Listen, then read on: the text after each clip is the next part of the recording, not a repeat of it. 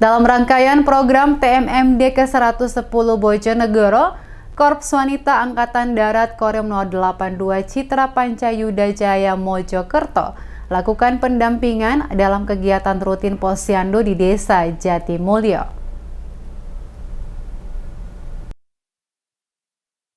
Berbeda dari biasanya, kali ini kegiatan Posyandu di Desa Jatimulyo dihadiri Korps Wanita Angkatan Darat dari Korem 082 Citra Pancayuda Jaya Mojokerto. Dalam kegiatan tersebut, anggota Korps Wanita Angkatan Darat tampak membaur dengan warga.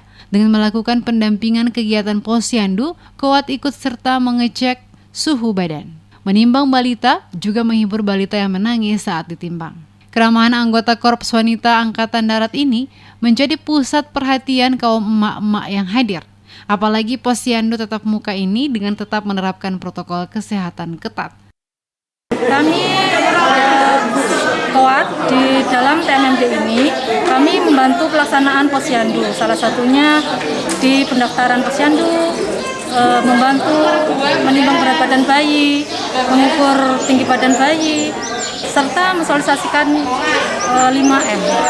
Kendalanya di sini kami berusaha menghibur anak-anak balita yang menangis. Kebiasaan biasa kan anak kecil takut dengan kami yang militer, jadi kami berusaha menenangkan dengan ikut menimbang, dengan ikut mengukur berat badan mereka.